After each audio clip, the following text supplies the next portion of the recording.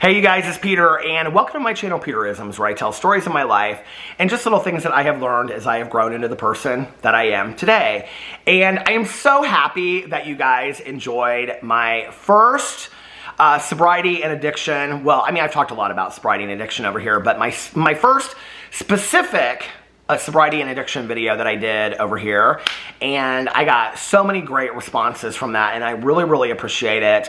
I think one of the things I'm going to try to do going forward is try to, for the people over here that are not sober or in recovery, I'm going to try to make there be some kind of like overall like lesson to those stories that I tell, so that they're interesting to everybody, not just people that are in recovery, if that makes sense.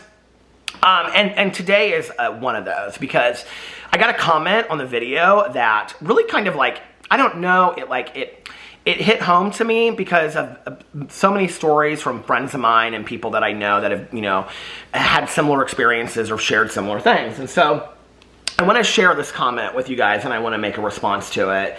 And this is from T, and T said, I got kicked out of rehab due to extensive drama, because if you watch my last video, my video was about well, it was about a lot of different things, but it was really about drama, chaos, and negativity in recovery, especially in early recovery. And part of that, and I think this is important to discuss before I get into this video, was talking about how those of us that grew up in chaos, I wouldn't say that, I don't know that craving chaos, I probably said that in my video, but I don't know that craving chaos is necessarily the right word, but we are more comfortable in chaos. Like, we're more comfortable in chaotic situations. And you know, when I talk about chaos, chaos doesn't have to be necessarily like drama and fighting and screaming and all that, right? Like, chaos can just be 6 people living in a house together, and you know, like, or big Christmases with people. I mean, like, we like thrive in those situations, you know. We're also very good problem solvers, and so when crazy stuff is going on, it's like we're able to stay calm in those situations, those of us that grew up in chaos, many of us. I think, like, for me, it took many years for me to realize that I don't want to live in chaos anymore, because when you're comfortable in chaos, then what you're doing is you're also creating a lot of chaos so that you can continue to stay in chaos. So I wanted to read this comment. She said, I got kicked out of rehab due to extensive drama. I'm still sober, but the people who made up cruel rumors about me and pushed the therapist against me aren't. It's really hard for me to release resentment. I don't want to rejoice in their failure, but of all the times they told me I would fail, my truest self wants them to return to recovery.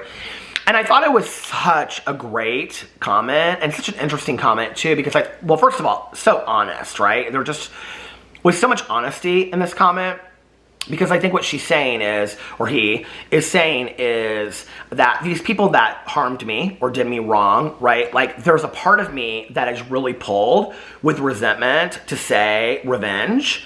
And then there's a part of me, like the good side of me, that is saying, I hope that they get back into recovery. I really hope they make it, you know?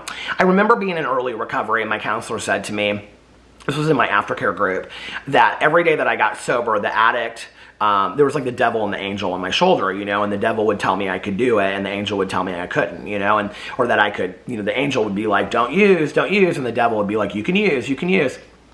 And so I think it's very similar with that too. I can remember a situation in early sobriety that I had where I was at an event. I probably was like, I don't know, 2 months sober at this point, where I was at an event and I had a Coke in my hand in a plastic cup.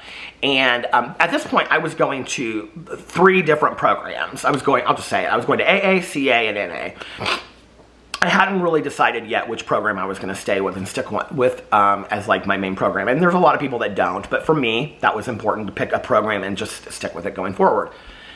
So I was at this event, and this event was all kinds of people, right? But it was like, it was a mixed event. There were people that were drinking there, and there were people that were sober there, and whatever, but there was a lot of sobriety there. So I was kind of by myself. I wasn't really with anybody, and I was kind of just standing there like drinking this Coke. So flash forward like 2 or 3 days, I get this call from this person, and they said, are you okay? And I said, yeah, I'm fine. Like, what do you mean? And they're like, well, I'm really worried about you. And I said, what are you worried about? And they said, well, so-and-so, who I had seen at this event, said that they had seen you drinking at this thing, right? And I said, I wasn't drinking at that thing. I was drinking a Coke. And they're like, oh, well, he's telling people that you drank. And I was like, oh my God, like what?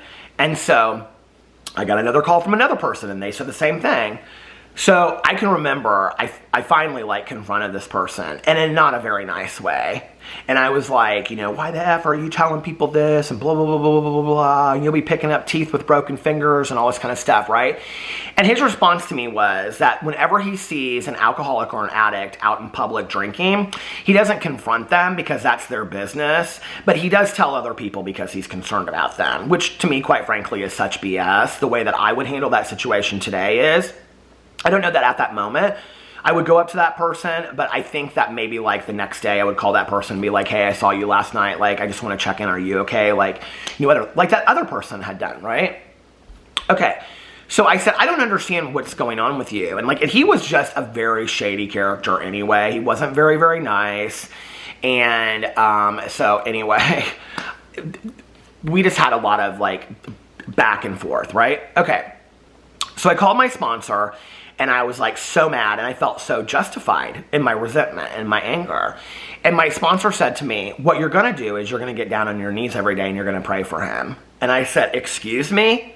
No, I'm not. And he goes, you absolutely are. You're gonna get down on your knees every day and you're gonna pray for those people. Because you have to, you know, you have to want for them what you want for yourself as a human being. And I was like, this is crazy. And so every day I would get down on my knees, you know, because I was already doing my prayers, you know, and all that kind of stuff. So I'd get down on my knees and then, you know, I would pray for this person and whatever. And you know what was interesting was after 2 or 3 weeks, like I wasn't praying for him anymore because I had forgotten about it. And the resentment had been removed. Like it wasn't that I had just forgotten about the situation. It was that I had no emotional attachment to it anymore. I really didn't, you know. My camera died because I've been filming too many videos. Okay, but what I wanted to say was that I love Oprah's definition of forgiveness. And her definition of forgiveness, I have it like written down here in my notes so that I don't ever forgive it, is that forgiveness is giving up the hope that the past could be any different. It means accepting that it has happened to you, not accepting that it was okay. Accepting that it has happened, and now what do I do about it so the past does not hold you hostage? And I love that definition of it. I really, really do. Because what it says is, you know, when we have these resentments, and for me, it has always been defined that a resentment is an unfulfilled expectation.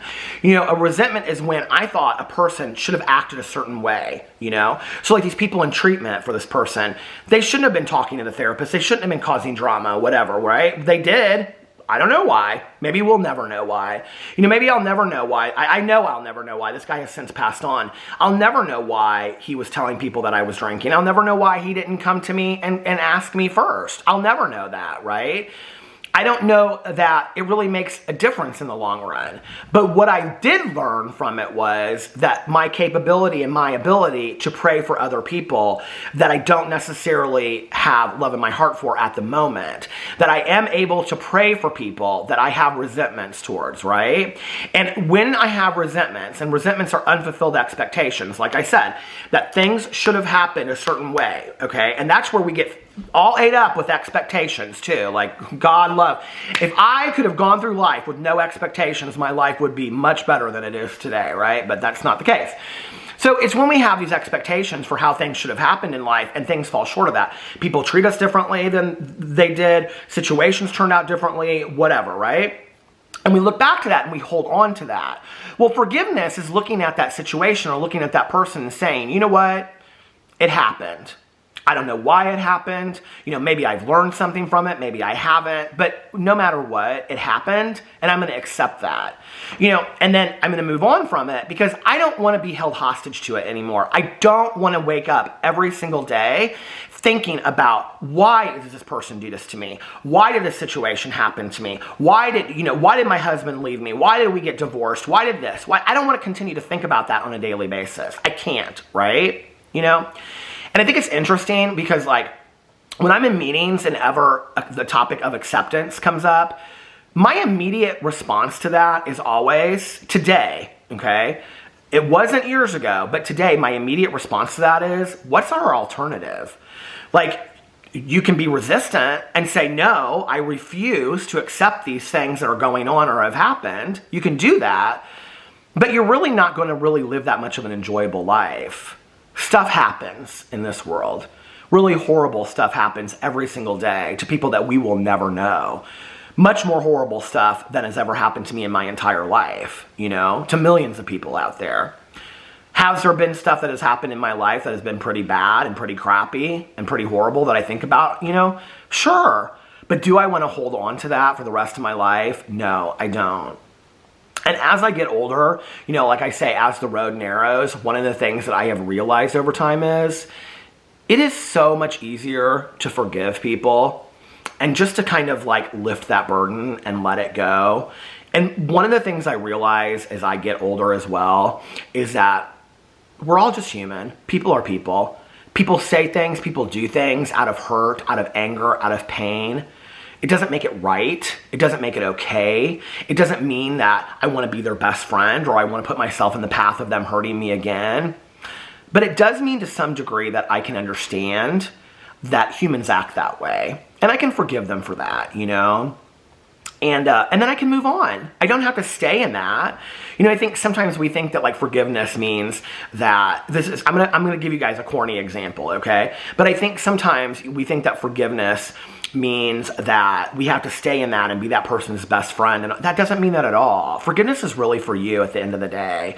You know, forgiveness is really about, it's like amends. You know, when we make amends to somebody, it's so that we don't have to look behind us anymore and be like, oh, that debt that I had to pay, you know, like, are they ever going to come knocking on my door kind of thing. You know, it's like, I don't know if you guys ever watched The Hills, but there was the very last episode of one season, I don't know what season it was, but it's when Lauren Conrad and Heidi Montag were sitting on the couch, and Heidi said something to Lauren about, I hope that you can forgive me. And Lauren looks at her and says, I can forgive you, but now I want to forget you, or something to that extent.